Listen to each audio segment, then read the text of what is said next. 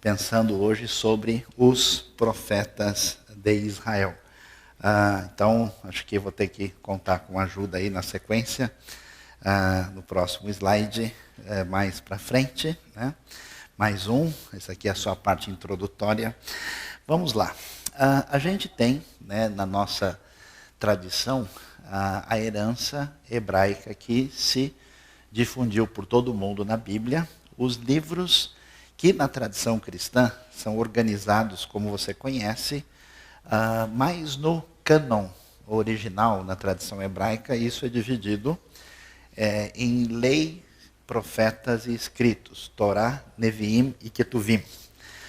Quando a gente olha para o que Jesus mesmo vai dizer no fim de Lucas 24, ele vai dizer que ele está fazendo referência ao que está escrito na lei, nos profetas e nos salmos. Por que ele diz isso? Porque já está definida essa divisão que envolve a lei, que é a Torá, que são os cinco livros de Moisés, né? Que a gente chama de Gênesis, Êxodo, Levítico, Números e Deuteronômio.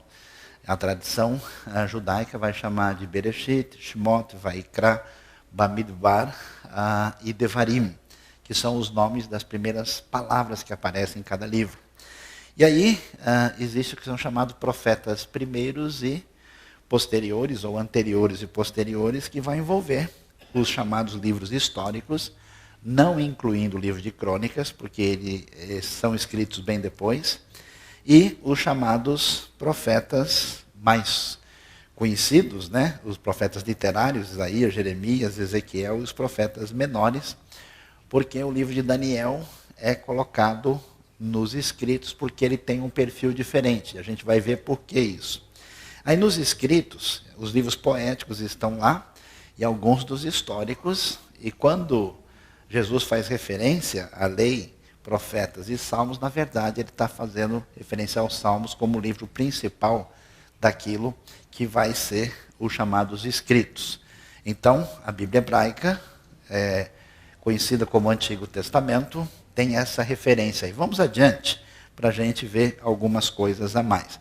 Esse material vai ser depois disponibilizado para quem quiser, então sei que o pessoal vai anotar, né?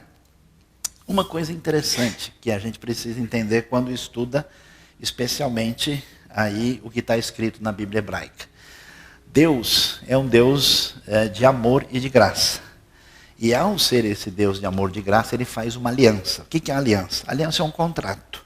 O mundo antigo tinha padrões de contratos e que eram contratos conhecidos e que eram um modelo jurídico literário do mundo antigo. Quando Deus se apresenta inicialmente a Abraão, quando Deus se apresenta a Davi, quando ele fala com Moisés, ele vai fazer uma aliança, um berit, como é chamado, e essa aliança acontece no padrão dessa estrutura literária que existia. E quando a gente lê, a gente vai encontrar pelo menos 5 alianças muito explícitas, claras, definidas aí na Bíblia. A primeira aliança que Deus faz com Noé, aliança noética, ele promete não destruir mais a terra, como ela foi destruída no dilúvio.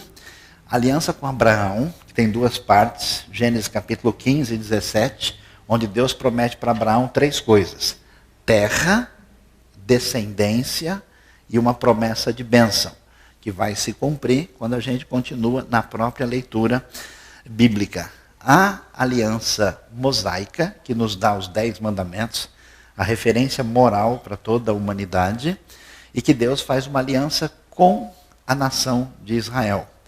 E essa aliança, ela é feita de uma maneira que a gente chama bilateral. O povo tinha uma responsabilidade de confirmar que só o Senhor deveria ser o Deus deles, o eterno. A idolatria é proibida. Ninguém pode fazer nada que venha concorrer com Deus. Depois existe uma nova aliança chamada davídica, que Deus faz com Davi, onde ele promete para Davi que nunca vai faltar descendente no trono de Davi. A gente só vai entender os profetas se a gente entender 2 alianças importantes: a aliança com Moisés e a aliança com Davi. E em Jeremias 31, Deus vai prometer que vai chegar um dia que ele vai fazer uma nova aliança. E isso é retomado no livro de Hebreus, que vai discutir como é que essa nova aliança deve ser entendida.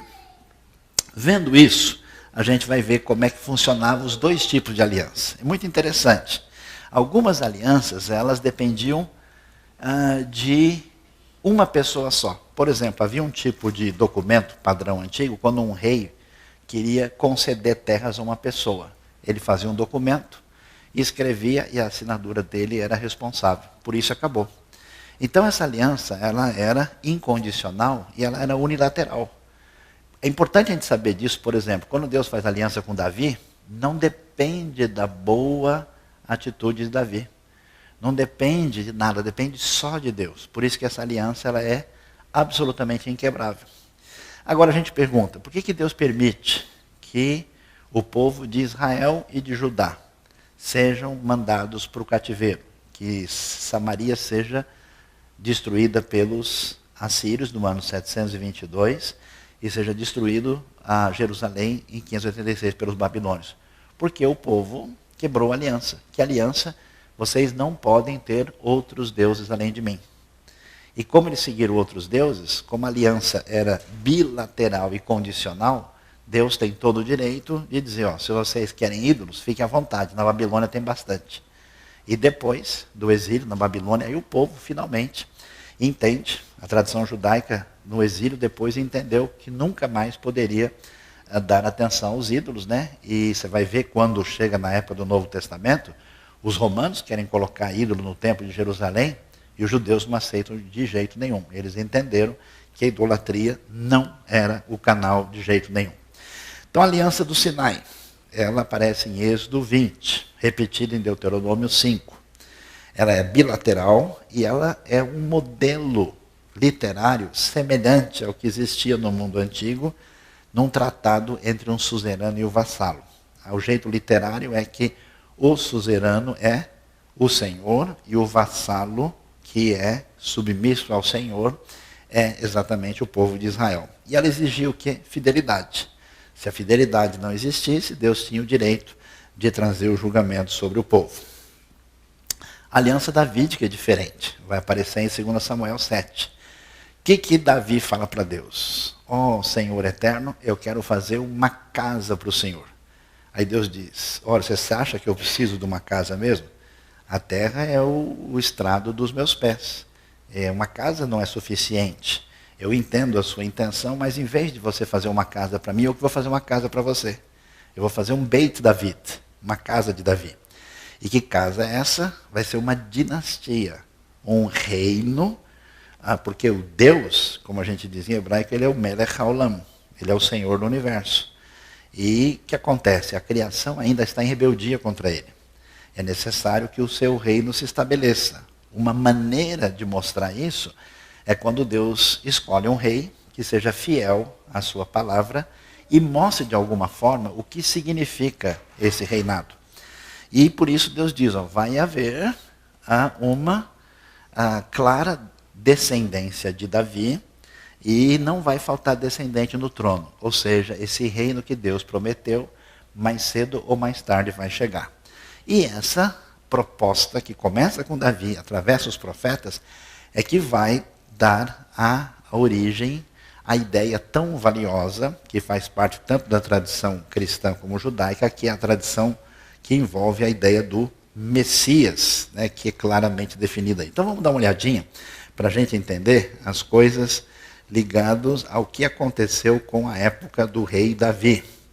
O rei Davi conseguiu coisas extraordinárias. Ele foi rei 33 anos em Jerusalém, 7 em Hebrom, e ele fez coisas muito valiosas. Primeiro conseguiu uma unidade nacional, porque as tribos não se entendiam, né? A gente brinca que, inclusive os próprios batistas são parecidos com os judeus, né? Onde tem 2 reunidos, tem 7 opiniões diferentes. E a coisa é mais ou menos assim. Eles conseguiram fazer a unidade nacional, ele derrotou os inimigos poderosos, que eram os filisteus, né? Inclusive desse nome, filisteu, Filistina, depois surgiu mais tarde na época romana a palavra Palestina.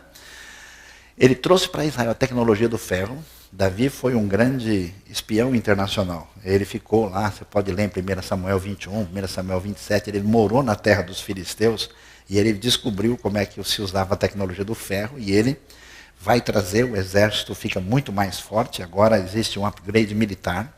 Ele conquista Jerusalém, torna Jerusalém a capital. Foi uma estratégia interessantíssima, né? Porque como ele era do sul, ele poderia trazer problema com as tribos de Efraim e Manassés, que eram poderosas. E aí dizer, tá vendo? O Davi está puxando a sardinha para sua brasa. E se ele fizesse uma capital no norte, o pessoal falou, imagina, ele aqui de Judá foi fazer a capital lá. Então nada de escolher nem Rio de Janeiro, nem São Paulo, o negócio é construir Brasília, nada de novo debaixo do sol. Ele fez, né, uma coisa nova, ele conquistou uma cidade no centro, a cidade que Deus vai escolher, vai dizer que ele a escolheu para colocar ali o seu nome. E ele faz de Jerusalém a sua capital, amplia o território da nação. Na época de Davi, Israel era 5, 6 vezes maior do que é hoje. A extensão chegava até o rio Eufrates e até o ribeiro do Egito. A terra ampliava-se pela região da Transjordânia. Ele venceu todos os inimigos e deu início a uma era de paz. Na época que foi herdada por Salomão, por isso que Salomão vai ter tanta prosperidade. Salomão fazia comércio internacional, né? Ele trazia cavalos da região da Turquia, comprava carros do Egito, montava e fazia, né, a Solomon Motors da época, né, e exportava veículos para toda parte. Ele tinha a exploração de minérios no sul, na região de Eilat, foi uma coisa assim extraordinária. E ele também transforma a sua cidade de Israel, que agora vai ser cada vez mais urbana, vai ter cidades maiores, Jerusalém começa a ser mais habitada, e claro, e vai ter uma cidade, um ambiente mais militar nessa época. Há certo tempo atrás, o pessoal que estuda a Bíblia de uma maneira mais cética e crítica falava, imagina, da época de Davi é muito antiga, não é possível que Davi pudesse ser realmente um reino. Esse negócio devia ser meia dúzia de amigos lá que se encontravam no final de semana e chamaram aquilo de reino. Aí a arqueologia descobriu um negócio interessante em 1993. No norte de Israel tem uma área arqueológica muito especial chamada Tel Dan. Lá se encontra uma das portas mais antigas de cidade, de quase 4.000 anos atrás, que é o lugar onde Abraão passa, conforme o relato de Gênesis 14. Lá foi encontrado o altar que Jeroboão construiu na época da divisão do reino, e acharam também a cidade de Dan, e nela acharam uma inscrição numa peça muito interessante, que menciona explicitamente a casa de Davi. Ou seja, um rei da Síria, isso que é interessante, não foi o israelita que escreveu, foi uma pessoa de fora. Ele faz uma série de observações, a datação cronológica muito correta, isso é mais ou menos na metade do século IX a.C., calcula-se que foi escrito por Azael ou por seu filho, que era rei da Síria, e eles acharam então, 150 anos depois que Davi foi rei, aproximadamente, entre 120 e 150, a expressão fala casa de Davi. Ou seja, se existe uma casa de Davi reconhecida por um estrangeiro, mais de 100 anos depois, é que o reinado de Davi realmente foi alguma coisa além do que algumas pessoas imaginavam. Aí você pode ter uma ideia, né? Dá uma olhada aí na extensão, né? Veja, aqui hoje, isso aqui é a região já é Líbano. Toda essa área, Damasco, até o Eufrates, tudo isso fez parte de Israel nos dias de Davi e de Salomão. Aí você tem a foto da ruína de uma pequena parte da antiga cidade de Davi. Isso fica fora da chamada Cidade Velha de Jerusalém. É a cidade original de Jerusalém. Parte dessa muralha aí tem mais de 3.000 anos de idade. Você está vendo aqui essa construção aqui? Isso aqui é uma casa de um indivíduo chamado Aiel, que foi queimada quando os babilônios invadiram a cidade. E é a casa de alguém rico, porque descobriram que tinha banheiro dentro da casa. E só tem banheiro dentro de casa quem é milionário. Amém, pessoal? Quem foi abençoado aí, né? Está vendo como você é rico e não sabia, né? E então, é muito interessante ver o que a arqueologia tem descoberto aí. Também a parte de cima, uma construção antiga que pode ter sido, na opinião de alguns estudiosos, talvez o Palácio de Davi. Parte da construção é da época e fica na cidade antiga, na parte mais elevada. Aqui você tem uma construção, uma reconstrução do que foi a cidade dos dias de Davi e Salomão. Está vendo? Aqui é a parte da cidade original. Provavelmente o palácio ficava aqui embaixo. Aqui depois foi protegido na época de Ezequias, e subindo ao norte, lá depois a cidade acabava aqui, mas Salomão ampliou essa área, e lá no lugar onde ficava a eira de Araúna, o Jebuseu, é que ele vai construir o Beit HaMikdash, o templo, e vai ser o templo original, que na verdade era pequeno, é limitado, né? Comparando com os grandes monumentos do mundo antigo, mas a cidade era muito simples. Quando os assírios chegaram em Jerusalém, eles olharam para a cidade e acharam ela, essa é a famosa Jerusalém? É esse negócio tão pequenininho, o pessoal folga para todo mundo, depois a gente conquista. E eles não conseguiram conquistar. Então é muito interessante a gente poder ver isso. Isso seria uma tentativa de reconstrução do templo, cuja base tinha 9 metros por 27, era muito simples, apesar de ser muito bem ornamentado, com ouro, conforme a descrição da Bíblia, era o templo aí na época de Salomão.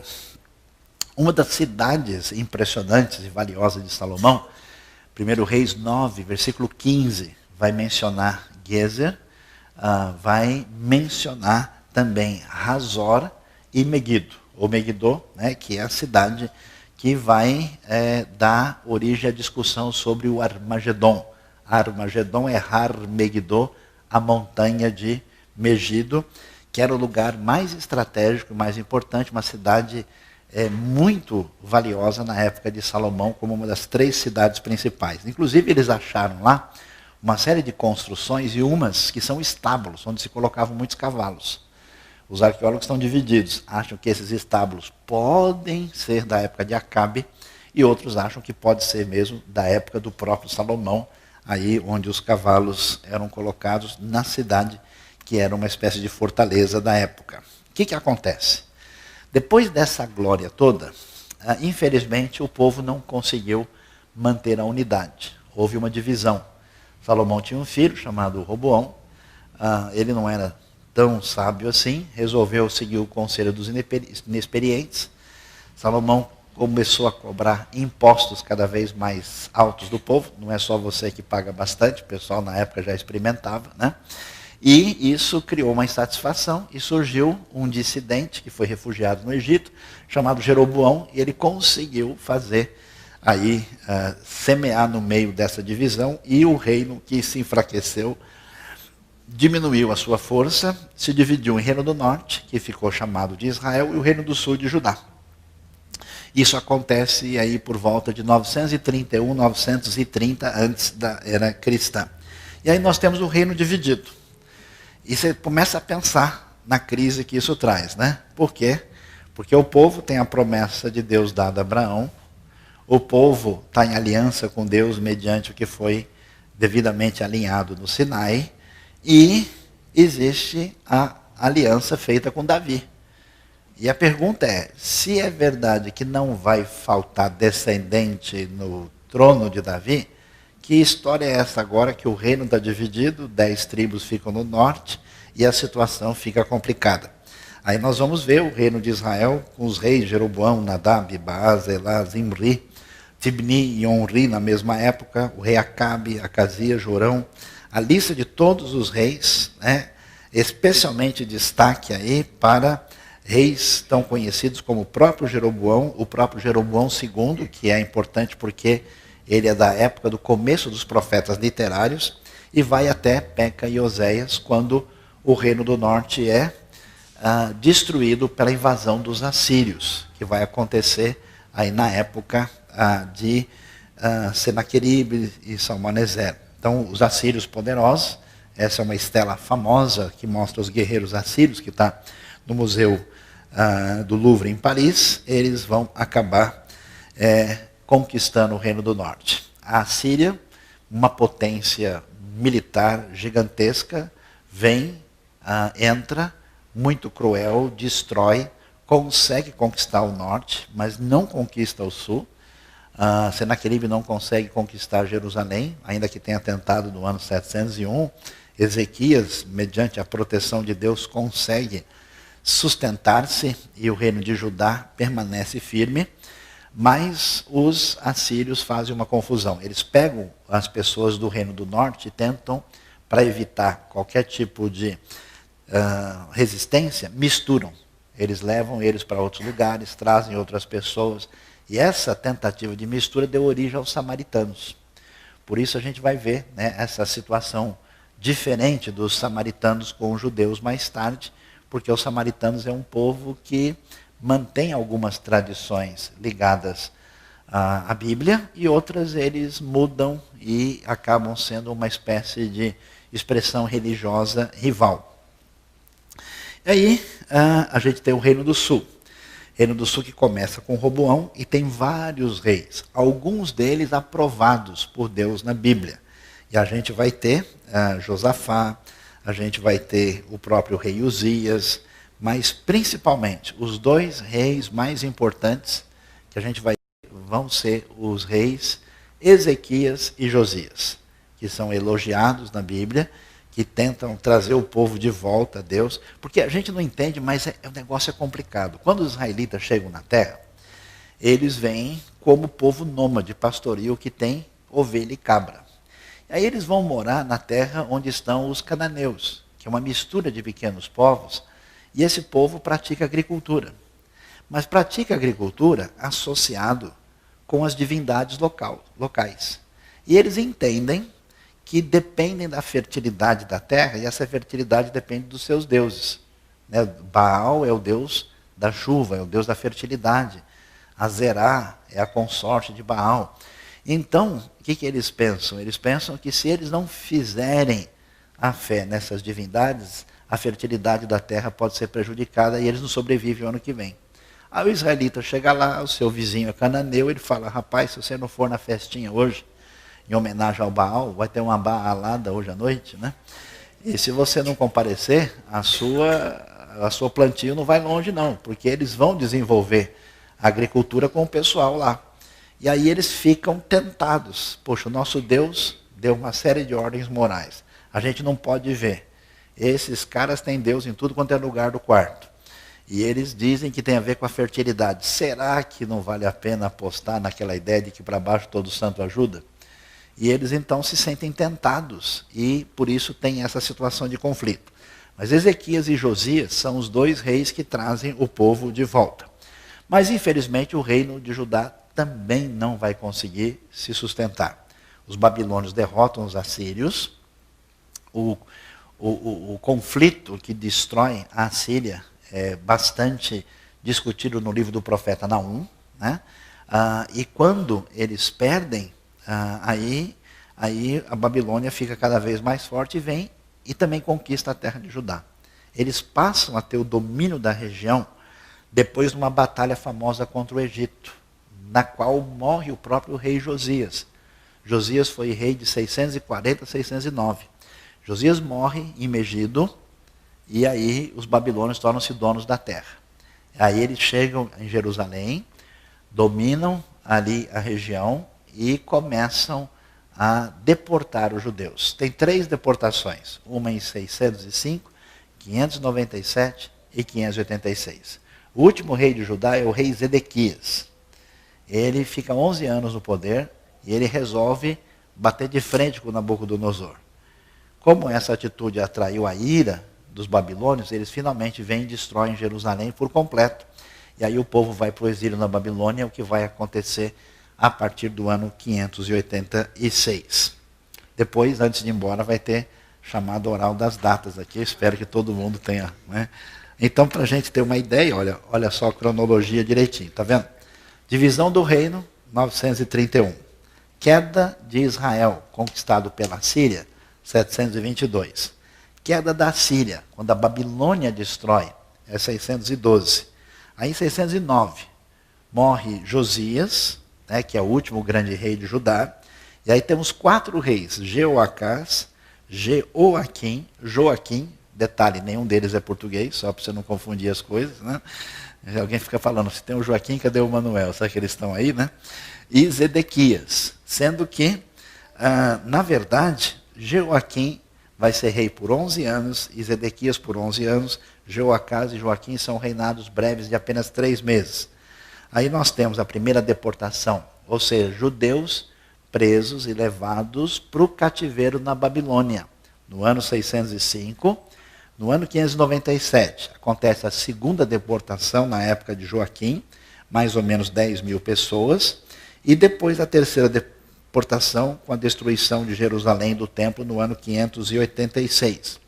Essa época é a época do ministério do profeta Jeremias e também do início do ministério de Ezequiel, que vai passar um tempo principalmente na própria Babilônia, até que a Babilônia vai ser destruída pelo general rei Ciro, que é o rei da Pérsia, em 539.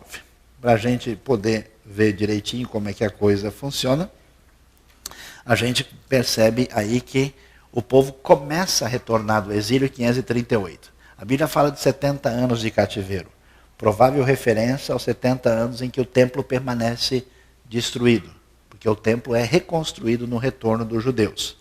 O que vai acontecer? Primeiro o grupo volta com 42 mil, conforme o relato que a gente encontra em Esdras, no ano 538.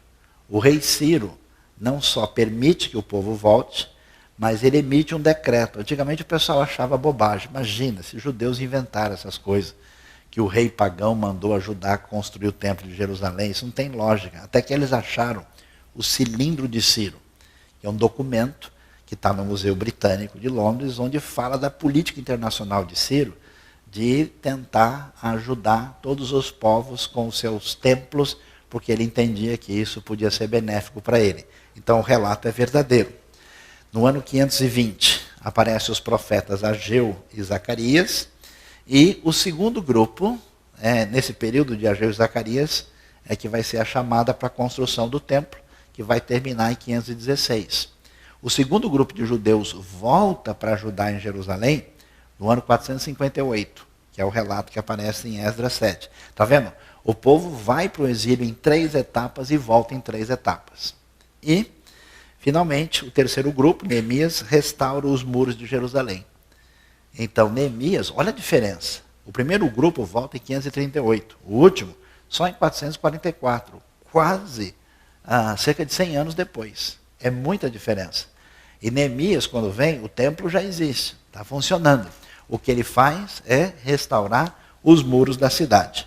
Aí nós temos, no finalzinho, as profecias de Malaquias, né? Houve uma pequena dificuldade aí na maneira como o slide foi projetado. E, finalmente, a gente tem 400 anos até o início da era cristã, quando, no final, aí no nascimento de Jesus, a gente tem o início daquilo que é... e nós temos 400 anos de silêncio, né? Mesmo na tradição judaica, não tem nenhum livro autorizado. Existem várias histórias importantes, história dos Macabeus, mas nenhum deles está no Tanar, nenhum deles está na Bíblia hebraica. Eles são valiosos, são históricos, mas não são livros com a mesma autoridade. E aí, quando você abre o Novo Testamento, nesse contexto judaico, João Batista aparece e vai falar da realidade messiânica. Os últimos reis de Judá. Olha lá, Manassés, filho de Ezequias, que era um rei complicado. Amon, que era o filho dele, também complicado. E Josias, que tendo o pai e o avô complicados, vai ser um rei extraordinariamente positivo. Interessante, né? Ezequias era um rei excelente. O filho dele era terrível. O neto dele, terrível. O bisneto está quase melhor que ele. Então, Josias vai ser um excelente rei. E depois, os outros, Jeoacás, Joaquim, finalizando aí na época de Zedequias. Por que tudo isso? Porque se a gente não entender esse elemento histórico, não entender as coisas mais importantes, que tem a ver com a monarquia, como ela cresce e fica forte, e como ela entra em deterioração, e a crise histórica, a gente não entende os profetas. Porque os profetas vão ser um negócio muito interessante. Em Gênesis 20, Abraão é chamado de profeta pela primeira vez na Bíblia. mas não que ele tivesse uma função de profeta. O que ele faz é uma atitude profética quando ele vai orar pela casa de Abimeleque. E é interessante que quando Deus chama Abraão, em Gênesis 12, ele diz o que para ele? Sai da tua terra, do meio dos teus parentes, e vai para uma terra que eu te mostrarei. E Deus diz, eu vou abençoar você, vou abençoar a sua descendência. E diz uma frase muito importante, que tem a ver com a missão de Israel. Ele vai dizer para ele, e por meio de você, todas as nações da terra serão abençoadas. Ou seja, que o legado ético, moral, de espiritualidade, que vem da tradição hebraica, chega na fé cristã, se espalha para todos os povos da terra, num certo sentido, já acontece na própria realidade de Gênesis. Por quê? Porque Abraão vai interceder pela casa de Abimeleque. Abraão vai orar pelo faraó. Então, de certa forma, essa ideia está muito clara aí. Na época do auge de Salomão com o templo, havia muitos estrangeiros que vinham lá. E eles queriam saber o que é isso? Quem é o Deus de Israel? Por que esse templo? E eles então testemunhavam para fazer aquilo que claramente deveria ser, que Israel tinha que ser luz para as nações. Lehair et Hagoim, porque a revelação de Deus passou por lá. E uma coisa interessante é como é que Deus trabalha. Quando a gente estuda e lê o livro de Êxodo, Levítico, você vai ver que Deus mandou o povo construir um tabernáculo para que eles pudessem ter relacionamento de comunhão com Deus. E o que Deus mandou que fosse colocado lá? Ele ordenou que houvesse o sacerdote e o sumo sacerdote. E que houvesse as ofertas, os sacrifícios, para mostrar a importância de o que significa santidade, o que significa perdão, purificação. Só que não tem no tabernáculo nenhum profeta. Não tem a função de profeta oficial logo no início. E o profeta, portanto, vai ser uma coisa interessante, porque quando a religião entra em crise, quando ela entra na corrupção da sua institucionalização e perda de referência, quando não tem mais esperança, o que Deus faz? Ele chama os profetas. Os profetas são os agentes de Deus chamados por Ele quando parece que nada mais vai dar certo. O interessante é que a palavra profeta é a palavra navi. E o pessoal discute até hoje qual é a sua origem, o seu significado. Parece que a ideia melhor é que eles estudam as línguas parecidas com o hebraico, que a palavra original profeta, que é aquele que falava em nome de Deus, tinha a ver com a ideia de borbulhar, de fervilhar. Provavelmente fazendo referência que o profeta, quando ele entrava, parecia que ele estava borbulhando, estava em efervescência total. Aí, esses profetas, na Bíblia, se você for ler 1 Samuel 9, versículo 9, é muito interessante, é aquela história que o Saul está lá, e aí aparece o Samuel, e eles estão lá querendo procurar as jumentas perdidas de Quis, pai de Saul. E aí eles não sabem onde está, até que eles encontram Samuel. E aí ele fala, não precisa se procurar não, as jumentas já foram achadas, tal, e aparece uma frase interessantíssima. 1 Samuel 9,9, que o profeta de hoje era chamado de vidente. Então é usado na Bíblia duas expressões, que é chamada a palavra roé e rosé, que era essa pessoa que dizia ter visões em nome de Deus, e que depois isso passou a ser chamado de profeta. E eram pessoas que tinham experiências especiais com Deus. O que é interessante? Interessante é ver que profeta não tinha só em Israel. Tinha em tudo quanto é lugar. Esse negócio que a pessoa fecha os olhos, dá uns trimeliques assim, e diz que está vendo uma coisa diferente, esse negócio tem em toda parte. E quando a gente estuda a literatura do mundo antigo, a gente vai ver que em vários lugares surgiram movimentos de pessoas que diziam que tinham sonhos, que entravam na realidade celestial, que tinham adivinhação, né? Sempre surgiu. Tanto é que você vai ver no próprio livro de Números, aparece lá a história do Balaão e do Balaque. Lembra que ele é chamado, né, para tentar amaldiçoar Israel? É interessante que a Bíblia não estranha isso. Não fala, não, esse negócio é bobagem. O problema é que ele não tem força para amaldiçoar Israel, já que Israel tem aliança com Deus. Ele fala, olha, aqui o negócio, aqui a estação não está pegando direito, não está funcionando, né? Eu acho que aquele pessoal torcia para o time errado. Depois a gente conversa sobre isso, né? Então, o que a gente tem?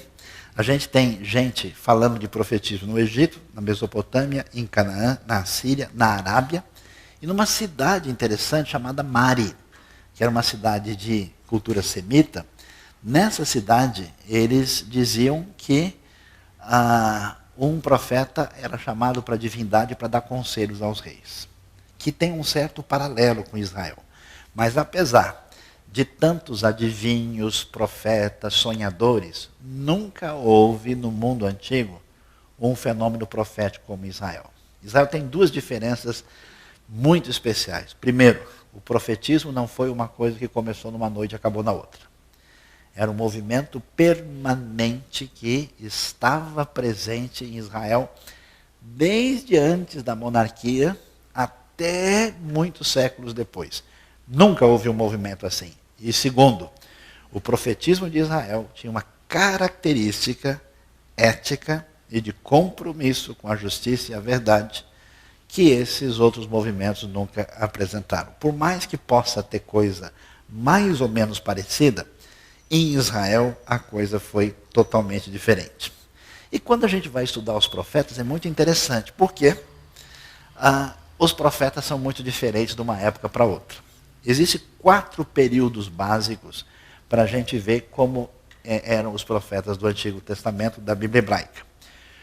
O período antes da monarquia, que é na época dos juízes, o período do Reino Unido, nada a ver com a Grã-Bretanha aqui, né? Tem a ver com a época de Davi e Salomão, né? Eu não sabia que a rainha Elizabeth era profeta, não é o caso, né? Do reino dividido, depois que separa o reino do norte e do sul, e a época quando surgem de fato os profetas que deixaram os seus livros na Bíblia. Vamos dar uma olhada? Como é que a coisa era? Os primeiros profetas, você vai ver o jeitão deles em 1 Samuel capítulo 10. Eram profetas interessantes. Eles são espontâneos, ninguém pediu para eles aparecerem. Eles não dependem do rei, eles não dependem do governo. Eles são pessoas que são tomados de um ardor espiritual. E eu sei que nem todo mundo vai gostar muito de ouvir isso aqui, né? Mas eles eram profetas mais ou menos assim, do estilo meio pentecostal de hoje. A Bíblia, até quando fala que eles profetizavam, ela usa o verbo hebraico, né? A raiz do verbo, que é o verbo profetizar, não está na forma normal. Ela está numa forma que a gente chama de hitpael, que é extremamente intensiva. Então, o sujeito profetizava como que entrava em transe. Lembra que quando Saul está no meio dos profetas, o pessoal fica assustado? Nossa, Saul agora também, né, entrou, né, em êxtase. Né? Então, esses profetas que são a escola dos profetas, os grupos dos profetas, eles são espontâneos. Parece que eles têm mais aquele perfil daquele que ora para saber onde é que as coisas estão. Onde é que estão as jumentas perdidas do Saul? Vamos descobrir isso agora aqui. Eles não têm uma proposta política, ética, é uma coisa muito espontânea, popular, e você vê Saul e Samuel nesse primeiro movimento espontâneo de uma espécie de ação de Deus na vida desses profetas, mas eles são mencionados muito limitadamente. Não tem muito texto, a coisa não é discutida amplamente na Bíblia. Depois, um pouquinho mais para frente, você vai ver os profetas na época do rei Davi. Aí muda tudo. Alguém lembra algum nome de um profeta da época de Davi? Natã. Natã e Gade. Se você for ver 1 Crônicas 29 e 29, quando fala da maneira como é que o livro foi compilado, consultou os registros históricos que foram compilados por Samuel e por Gade, o vidente de Davi. Quem eram os profetas? Eles não são mais desse jeito. Já estão mais no estilo tradicional aqui. Esses profetas são conselheiros do rei. Você nunca achou estranho que o Natan chega lá e fala, vim aqui dar uma dura no rei. E o pessoal, pois não, fica à vontade, só quer um café. Como é que o profeta Natan chega lá para repreender o rei e ele aceita? Ele aceita porque ele faz parte do palácio real. Ele tem, quando o povo de Israel está debaixo da aliança, o profeta, ele vive em sintonia com a monarquia. Então, Gade, que é o vidente de Davi, e o Natan são conselheiros. Por isso que o Natan se sente na responsabilidade de dizer, olha, o Davi se afastou de Deus e fez o que é errado. Então é necessário que ele seja corrigido. Aí quando a gente lê o texto, né, 1 Samuel 12, vai ver isso. Os profetas dessa época, portanto, são aliados do rei, são conselheiros do rei, e não surgem como pessoas de uma manifestação assim um pouco mais, vamos dizer, cheias de êxtase como os anteriores. Aí surge um terceiro tipo de profeta que nunca houve ninguém igual. Que tipo de profeta? Quando o reino se divide, o reino do norte vai entrar na decadência total. O rei Acabe era filho do rei Onri. O rei Onri teve uma época de muito desenvolvimento. Ele é tão famoso que ele é um dos poucos reis de Israel citados fora. Uma famosa pedra moabita, a estela de Mecha, rei de Moabe, cita o rei Onri por nome. Ele é o pai de Acabe. Foi uma época de muito crescimento e prosperidade. E Acabe casou com uma rainha estrangeira, a famosa Jezabel. Acharam o selo de Jezabel em 1964. Está em exposição no Museu de Israel. Jezabel era a rainha dos Sidônios. Ela fazia parte do pessoal que cultuava Baal. O reino entra numa decadência muito grande. A pergunta é, quando a fé em Deus é perseguida e sofre muito, quem é que Deus vai levantar? Ele levanta só 2 profetas, que são Elias e Eliseu. Elias e Eliseu não tem para ninguém. Não tem ninguém parecido com eles. Eles não são profetas que ficam em êxtase ou dão conselhos para o rei. Eles são profetas em confronto total contra a monarquia corrompida. Eles ressuscitam mortos, faz machado flutuar, desce fogo do céu, só coisa light, assim, só coisa simples. É impressionante. Milagres extraordinários na Bíblia, apesar do que o pessoal fala, só acontecem em 3 ocasiões. Na época de Moisés e Josué, na época de Elias e Eliseu e na época de Jesus os apóstolos. Só. Não tem. Os outros ambientes não aparecem essas coisas extraordinárias. Tanto é que no ambiente de Elias e Eliseu você vai ver até ressurreição.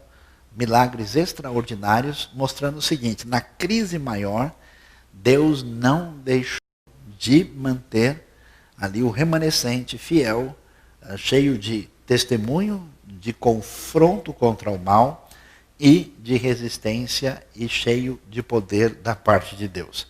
Por que os profetas são tão importantes? Porque os profetas reforçam para a gente uma coisa interessantíssima. Que em Israel, diferente do mundo antigo, a lei não era decorrente do rei. Como é que funcionava? No mundo antigo, o rei era considerado rei e divino ao mesmo tempo. Da onde vem a lei? Da vontade do rei. Por isso as civilizações antigas são injustas, escravocratas e permitem que a maioria da população seja objeto do rei. Em Israel surge uma coisa que vai ser base da civilização ocidental, que é a ideia que o rei tem que respeitar a lei, porque a lei está fora do controle do rei. Você vai ver Deuteronômio 17, fala que o rei não poderia multiplicar muitos cavalos, que ele não deveria ter muitas mulheres. Desde quando o rei obedece a alguma lei no mundo antigo? Em Israel existe um princípio de constituição, existe uma lei fora do domínio do rei e que o rei tem que atender também. E por que a ideia é que o mundo de Deus deveria ser um mundo em que o mal não deveria habitar, apesar do mal ter invadido o mundo, existe um estranhamento do mal, existe uma necessidade de confrontação do mal. Por isso que é interessante a ideia tão forte nos profetas de justiça. Você vai ver, por exemplo, na época de Elias e Eliseu, lembra a história do Nabote? Por que a história do Nabote é contada? Quando o Acabe e Jezabel vão lá, mandam matar o Nabote e tomam a terra dele. A terra tinha que ser respeitada. Existia toda uma previsão na lei para impedir a miséria. Existia a lei ecológica. Você não pode pegar o passarinho junto com os ovos, vai acabar com tudo. Existia proteção para a pobreza. Quando você colher o seu campo, faça favor de deixar de ser fuinha, não pega tudo. Deixa o que cair para o necessitado, para o pobre, para o imigrante. Tinha uma série de leis justas que são ecológicas, sociais e importantes. Então, com essa ideia, quando a injustiça aparecesse, quem é que se levantava? As pessoas chamadas por Deus. Então, essa atitude de revolta contra o mal surge forte em Elias e Eliseu e vai ficar mais forte quando a gente chega nos profetas literários, que é a época da profecia clássica. O que vai acontecer? Na época da profecia clássica, nós vamos ter os profetas que deixaram os livros escritos que você tem na sua Bíblia. É Isaías, é Jeremias, Ezequiel, segura o Daniel, que a gente já vai falar sobre ele aqui, Oséias, Joel, Amós, Obadias, Jonas, Miqueias, Naum, Abacuque, Sofonias, Ageu, Zacarias e Malaquias. São os profetas literários. O que a gente vai descobrir? A gente vai descobrir que os profetas vão falar do quê? Eles vão falar no momento de grande crise. Presta atenção como é uma história importante. Século X, maravilha. Reinado de Davi e Salomão, está tudo excelente. Século IX, complicou tudo. Houve a divisão, agora a coisa está muito ruim. Deus levanta Elias e Eliseu. Século VIII, e aí a coisa complicou. Os assírios estão chegando, estão destruindo o mundo e vão chegar no Reino do Norte. Época de crise. Século VII, os babilônios vão chegar e vão começar a entrar em Judá, e do final do 7 para o começo do 6, eles destroem Judá. Os profetas são chamados por Deus na hora mais complicada possível para trazer a sua mensagem. E o que a gente vai ver? Eles vão chorar e reclamar muito por causa da divisão do reino. Não era para vocês terem feito isso. Eles vão chorar e vão reclamar por causa do afastamento do povo de Deus, da verdade de Deus. A apostasia de Israel aparece no cenário. Eles vão ter uma característica muito comum. Os profetas vão dizer, olha, eu não queria ser profeta. Eu não tenho nada a ver com isso, cheguei agora. Na verdade, o meu preparo, minha formação era outra. Mas Deus me fez, o próprio Jeremias, ele fala assim, Deus, eu me sinto enganado. Eu fui seduzido pelo Senhor, porque eu queria estar fora dessa roubada. Eu queria sair. Pessoas que começam a trabalhar servindo a Deus logo descobrem isso. Né? Agora que eu percebi onde é que eu entrei, caramba. Né? Então eu queria estar longe disso. E agora eu estou vendo, né? Eu tento sair fora, mas não consigo porque tem um fogo que arde dentro de mim.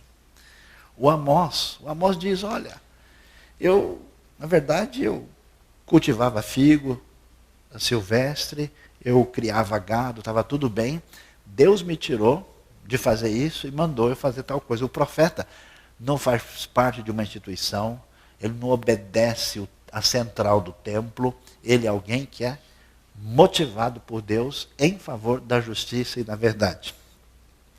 A crítica da idolatria. Os profetas falam isso o tempo todo. Não é possível que vocês deixaram o Deus único e verdadeiro e vão seguir atrás dos deuses falsos.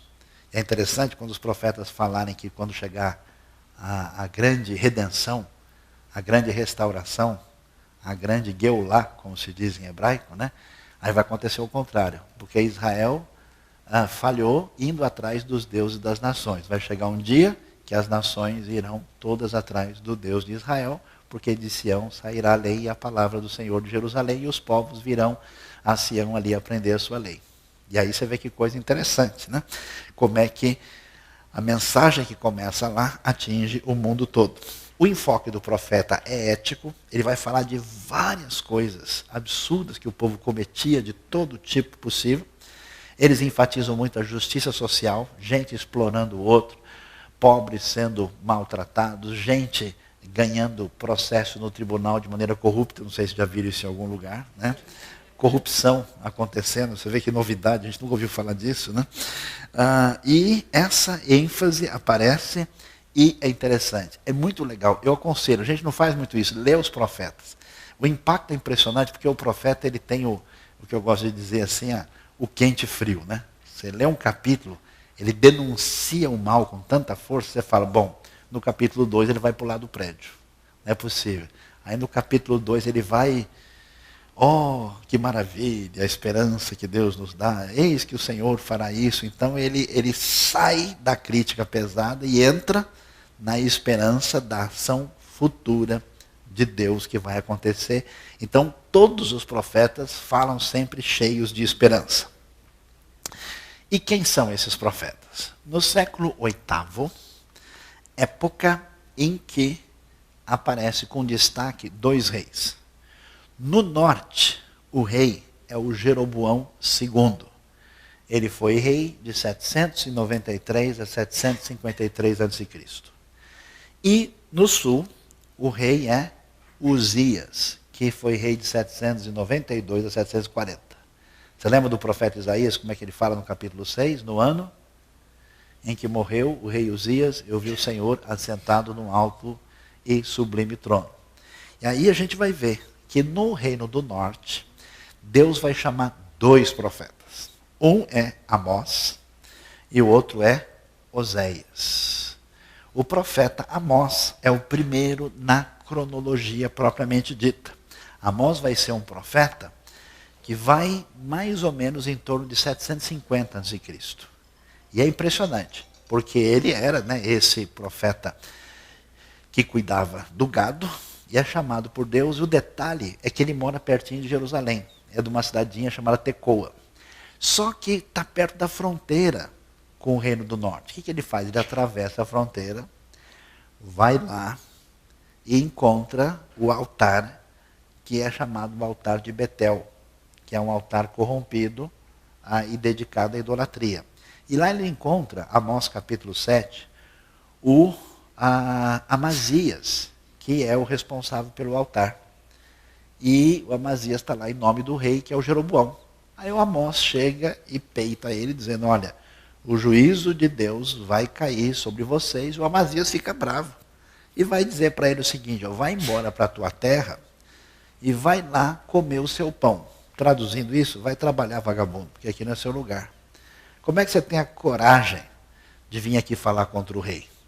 E aí é interessante a coragem do Amós. Aí você está duvidando? Fica sabendo que o reino do norte não vai longe. Vai chegar a guerra, vocês vão ser destruídos pelos assírios e você e a sua própria família vão sofrer isso de perto.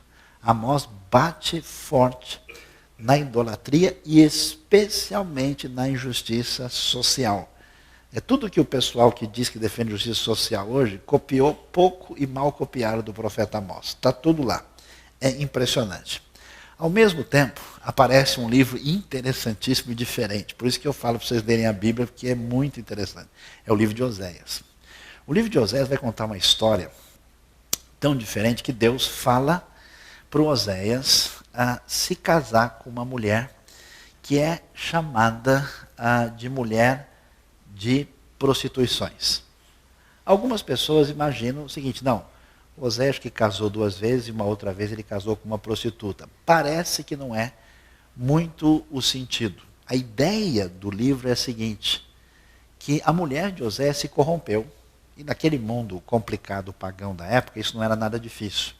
Ela se corrompeu e se tornou uma mulher de promiscuidade. E aí Deus diz, vá atrás dela, começa isso no capítulo 3, a mulher que é amada, dos seus amigos, que foi atrás dos seus amantes. A descrição do livro parece até que ela é meio que vendida no mercado. Traz ela de volta e ama a ela como eu tenho amado Israel. Isso é impressionante demais, porque Oséias vai falar para a gente do amor incondicional de Deus pelo seu povo, a ponto de mostrar uma figura tão forte de uma pessoa que se corrompeu e se perdeu completamente. E aí você vê como realmente o amor de Deus é indestrutível e sustenta tudo. Se não fosse o caso, o povo teria sido eliminado. E aí então ele vai e chama o povo de volta, mas anuncia que o juízo de Deus vai chegar. Oséias é um livro interessante, são só 14 capítulos, né? Dos menores é um dos maiores, mas mesmo assim, alguns são capítulos pequenos. E aí vão surgir os dois grandes profetas do sul, talvez o mega profeta de todos, que é Isaías. Isaías é show. Isaías está lá no Reino do Sul, a família dele é gente elitizada, provavelmente ele faz parte da corte, e ele está com 18, 20 anos de idade, decidindo o futuro dele. E de repente ele entra no templo e tem aquela visão extraordinária dos serafins. E aí ele chega diante de Deus, tem aquela experiência de purificação profunda, e aí Deus pergunta, né? Quem há de ir por nós? Isaías responde, eis-me aqui, envia-me. E ele se tornará um profeta nesse momento difícil. Ele vai ser profeta do ano 740 até o ano 680. Ministério muito longo. E Isaías tem um livro dividido em duas partes. Capítulo 1 até 39 é o livro das profecias antes do exílio. Capítulo 40 depois é da época da consolação do povo. Alguns até sugerem que talvez tenha havido um Isaías e o outro com o mesmo nome, que os livros foram juntados. Talvez, é uma discussão.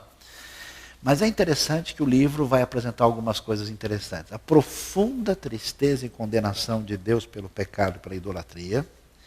Vai apresentar, do capítulo 13 em diante, uma série de oráculos para as nações. O que é interessante é isso, porque os profetas de Israel não são só profetas de Israel.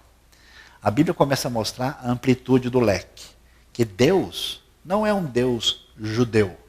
Deus é um Deus que se revelou aos judeus. Ele é o Senhor da terra, de toda a terra. Ele é o Senhor da criação. Portanto, ele é um Deus que age em Israel, com o povo judeu, pela aliança e pela missão desse povo, e é um Deus que age e se revela a toda a terra. Então, os profetas não falam só de Israel, não falam só de Judá. Eles falam de quem? De Moabe, de Amon, da Filístia, da Babilônia. Tem uma lista, o oráculo das nações. Por quê? Vocês acham que as nações estão fazendo as coisas simplesmente porque elas fazem? Não. Deus está no controle e no domínio da situação. Por isso as nações têm palavras de juízo, de oráculo da parte de Deus, quando eles saem fora do lugar. E depois, quando Isaías vai falar do consolo, aí começa a entrar outra parte. Isaías diz, vocês não sabem o que vai ser a grande glória quando Deus restaurar o povo. E aí Isaías vai aparecer. Dá uma olhada no capítulo 2, extraordinário. Vai aparecer uma série de textos, e Isaías vai ser o principal profeta, e vai começar a trabalhar o que é chamado de esperança messiânica. Da onde vem a ideia de que o povo deve receber o julgamento? Vem da aliança mosaica. Porque qual é o raciocínio? O povo se comprometeu com Deus, que Deus seria o Deus único e que eles não teriam outros deuses. Eles caíram na idolatria, Deus vai julgá-los. Então, vai cair Israel, vai cair Judá. Mas, esse Deus também prometeu que o reino de Davi existiria para sempre. Então, o julgamento cai com base na aliança mosaica e a restauração com base na aliança com Davi. Por isso, Isaías vai dizer, por exemplo, que do tronco de Jessé surgirá um ramo, um netzer. Isaías capítulo 11. O que quer dizer isso? Quem é Jessé? O pai de Davi. Então, quer dizer, desse tronco de Jessé, dessa raiz de Davi, que é um tronco por quê? Porque foi cortado, porque sentiu aí o julgamento que cai na história, vai surgir um ramo, né? Netzer é a palavra, e quando Jesus vai ser chamado de Nazareno, Netzer, mesmo que a palavra não apareça, Natseret está ligado com essa referência. Aí diz que vai surgir um rebento, vai surgir um ramo, e por quê? Porque essa dinastia davídica nunca deixará de ter esperança. A gente vai ter a ideia do Messias vitorioso, do Messias conquistador, do Messias que vai ser rei, e a ideia do Messias que sofre, que vai aparecer em capítulos, por exemplo, como Isaías 53, né, que o Messias é muito parecido com o próprio Israel, que sofreu o tempo todo, e com o povo que é filho espiritual desse Israel. E Miqueias é a mesma coisa. Miqueias vai ser um profeta que vai ter alguns textos parecidos. O nome dele significa quem é como Deus. Ele é profeta por volta do ano 700. E ele vai ser o famoso profeta, né, que além de trazer o julgamento, além de falar das nações, além de falar da restauração, vai ter dois textos especiais. O texto que critica o formalismo religioso. Os profetas estavam cansados de gente religiosa. Por isso é bom vocês tomarem cuidado. Porque eles falavam, esse pessoal que só fica fazendo as coisas porque eles não aprenderam a fazer, é bobagem. O que Deus quer de vocês? Miqueias 6, versículo 6. Que você ame a misericórdia, pratique a justiça e ande humildemente com o seu Deus. Porque fazer ritual religioso sem pensar não tem valor nenhum. E ele vai dizer, e que de Belém, Efrata, haveria de nascer aquele que seria o governante, que o governo estaria sobre os seus ombros, Miqueias capítulo 5, versículo 2. Aí está o famoso rolo de Isaías, o texto mais bem preservado, comprovado, que foi achado nos manuscritos do Mar Morto. Esse é o texto que está exposto em Jerusalém, lá no famoso santuário do livro, né? E aí a gente vai para o século VII e VI. O que acontece? Aí é a época da crise babilônica, no Reino do Sul. Quem que aparece? Naum, Abacuque, Sofonias e Jeremias. Todos eles são da época desse momento, quando o julgamento cai sobre Judá e Jerusalém. Naum é um profeta que vai falar do julgamento de Deus sobre Nínive, né, que é a cidade assíria, dizendo, ó, os assírios fizeram o que fizeram, mas Deus trará o julgamento. Sofonias vai falar do dia do Senhor, vai ser o dia do Senhor, está chegando, e vocês se preparem porque o julgamento vai vir. Abacuque é extraordinário, nós temos uma série aqui, né, feita sobre o profeta Abacuque, muito interessante, quando ele vai mostrar como o profeta fica indignado, sem entender como é que Deus deixa acontecer as coisas, e ele vai dar a resposta, vai dizer que o justo vai prosseguir, viver pela fé, pela fidelidade, e vai dizer que mais cedo ou mais tarde o julgamento de Deus chega, e ele termina com um cântico de adoração muito forte. E o Jeremias, o nosso querido profeta chorão. Jeremias sofre, ele é acusado, porque ele está dizendo para todo mundo, olha, não adianta, pessoal, vocês não podem fazer muitos planos, porque Deus entregou esse lugar. E o pessoal dizia o quê? Imagina, Jerusalém é santa, o templo é sagrado, nunca vai acontecer nada. A gente confia nos nossos rituais religiosos e não vai. E Jeremias diz, Deus está preocupado com o que vocês estão vivendo. É com a vida incorreta de vocês. Por isso, ó, o julgamento vai chegar. Aí o pessoal fala, Jeremias está ganhando dinheiro por fora, está rolando a mala preta aí. Porque se ele está falando que os babilônios vão conquistar, com certeza ele deve ser cupincha dos homens. Como é que alguém chega e fala que os estrangeiros vão conquistar aqui, ele não está ganhando nada com isso? Jeremias, que história é essa? Será que ele tem envolvimento? Ele sofre. O livro é um pouquinho difícil de ler, porque ele não é muito cronológico. Às vezes uma parte está, por exemplo, capítulo 7, a coragem de Jeremias de fazer um sermão na frente do templo, dizendo que ele vai ser destruído. Você tem isso no capítulo 7, tem isso no capítulo 26.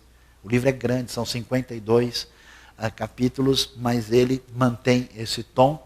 E o impressionante de Jeremias é a sua dor, né? Ao mesmo tempo em que ele diz isso, ele não aguenta e ele chora. Ele prega e ele mesmo não aguenta e chora junto. Ezequiel já começa a mudar a coisa. Ezequiel já vai profetizar de 593 a 571. A maior parte ele profetiza junto ao rio Quebar, já na Babilônia. Ele vai principalmente mostrar qual foi a razão por que chegou onde chegou. E uma boa parte de Ezequiel tem uma sintonia com o jeito de Jeremias e Isaías falar. Mas no final ele muda o tom. É muito interessante, são textos que a gente nunca leu. Ezequiel de 40 em diante. Ezequiel, a gente só lembra das do Vale dos Ossos Secos, Ezequiel 40 até 48, tem a ideia do retorno da glória. O templo foi destruído, a glória se foi, e vai chegar uma hora que o templo retorna e a glória retorna. Então Ezequiel fala da restauração da terra, ele fala numa linguagem diferente, fala de uma reconstrução de um templo gigante, e a grande discussão é em que medida a linguagem de Ezequiel é mais literal, ou é mais, digamos assim, simbólica, porque Ezequiel já se aproxima do que a gente chama jeito apocalíptico de descrever as coisas. E aí a gente vai e chega no período final da profecia, que são a chamada profecia pós-exílica. Depois que o povo volta da Babilônia, depois que o povo é reinstalado, depois que passa a época que eles reconstroem o templo, como é que é a mensagem dos profetas? Muda. Muda por quê? Porque agora não tem mais advertência contra a idolatria. Agora o problema do povo não é mais isso, é diferente. Aí nós vamos ter Ageu, Zacarias e Malaquias. E esses profetas focalizam o quê? Focalizam o descaso do pessoal. O pessoal quer viver bem e folgado. Coloca as coisas de Deus em segundo plano, não sei se já viram isso em algum lugar. E eles não dão atenção. Então, por exemplo, Ageu vai reclamar, puxa, vocês estão com casa boa aí, e vocês não se importam com o templo do Senhor. Você vai ver uma discussão semelhante, em parte das profecias de Zacarias, especialmente do capítulo 1 até o capítulo 8, porque o 9 a 14 muda, já é uma visão meio apocalíptica. E Malaquias, o que o pessoal diz? Eles ofereciam um sacrifício para Deus de qualquer jeito, tudo sujo. É aquele negócio, o pessoal dá para Deus o que ele não quer mais lá em casa, dá para alguém, né? Em nome de Deus. Malaquias reclama que o pessoal não queria nem contribuir para a obra de Deus. Então, a mensagem dos profetas, depois do exílio, muda. Ela vai contra o comodismo e a atitude de desprezo e desinteresse pelas coisas de Deus. E fecha também com a expectativa de que a promessa de Deus não vai falhar. Deus continua em sintonia com o povo, Deus vai fazer com que eles sejam restaurados e que a expectativa do reino futuro haverá de ser sustentada. E nesse processo surge um jeito diferente de pensar que não é bem profecia, é Apocalipse. Apocalipse não é só um nome de um livro, é um tipo de literatura. Por exemplo, na profecia tem muito oráculo, palavra, no Apocalipse tem mais visão. A profecia pede para o pessoal escutar, tomar uma atitude e se arrepender. No Apocalipse não. O Apocalipse diz, vai ser assim. Não quero nem saber se você gostou ou acreditou. Ponto.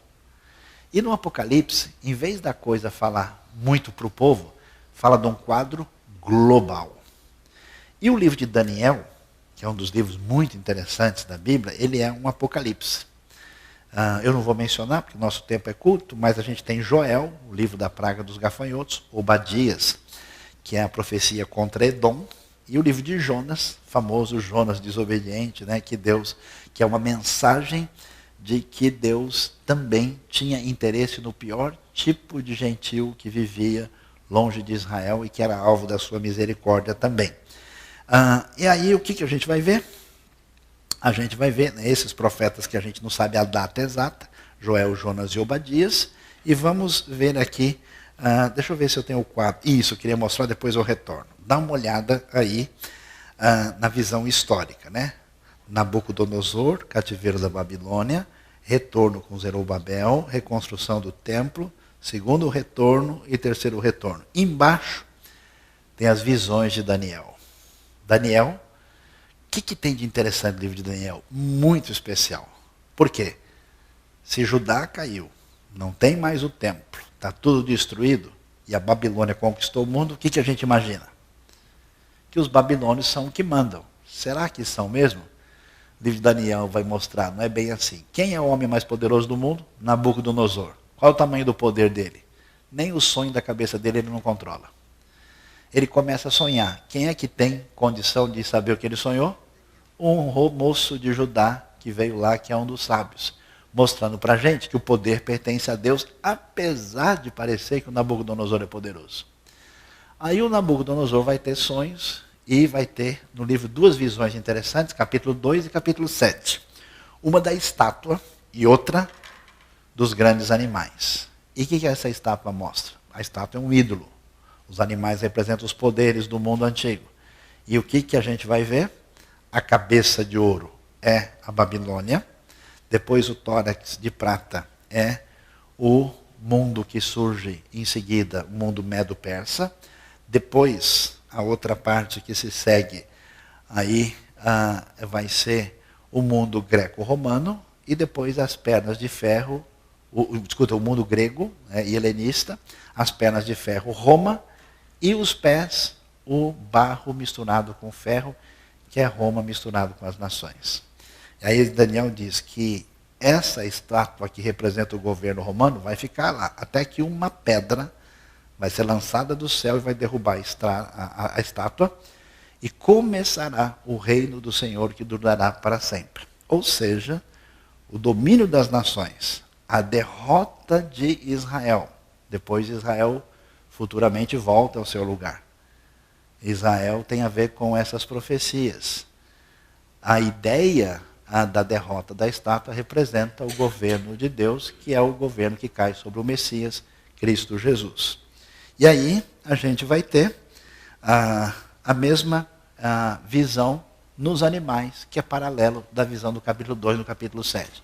O livro é impressionante, se você nunca leu, leia com cuidado o livro de Daniel. Mas como é que a gente fecha os profetas aí, porque o nosso tempo já está bem adiantado? O que eles querem enfatizar? Primeiro, reafirmação do monoteísmo. Deus é um só. Não adorem outros deuses. Deus não se limita a um lugar. A universalidade de Deus. O Deus que age na terra de Israel, age na realidade das nações. E essa fé que começa numa nação atinge a todas as outras quando reconhecem a palavra de Deus. A transcendência e imanência de Deus. Deus é santo, Deus é poderoso, mas Deus é próximo. Deus ama. Isaías vai dizer, pode uma mãe se esquecer do seu filho que ela ama? Mas eu não me esquecerei de ti. Então esse Deus próximo aparece aí. A santidade de Deus, ela é enfatizada por causa, inclusive, do contraste com o pecado do povo. A importância do arrependimento, perdão. Toda vez que o pessoal se afasta, a palavra é uma só. Pessoal, voltem. É o teshuvá, né? Arrependam-se, retornem, parem de viver dessa maneira.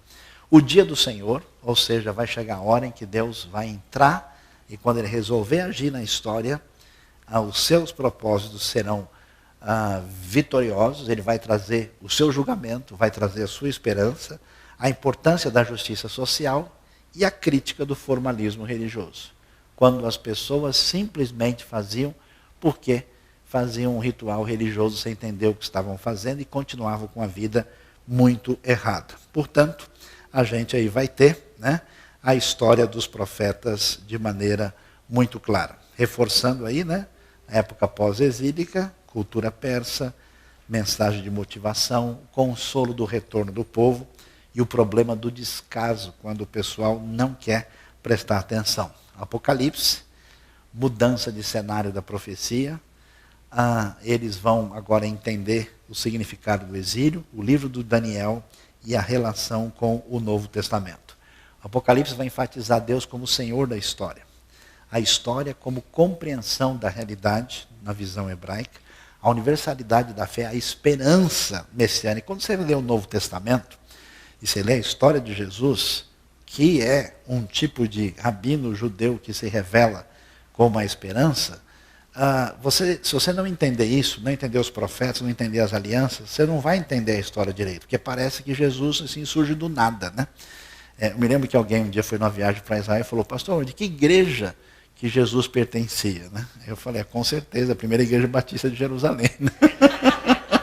Eu falei, claro, Jesus, ele está na sinagoga, ele é um judeu que chega dizendo, ó, eu sou aquele prometido na esperança. E o desfecho que a gente vê em Cristo, aí tem o detalhe, né, de cada um dos reinos, Babilônia, Medo-Persa, Grécia, Império Romano, Roma renascida e Israel estando aí no cenário. Tá? Muito obrigado, Deus abençoe a todos e que a gente aí possa crescer no conhecimento dos profetas. Todo mundo preparado para fazer a prova? Né? Tudo certinho?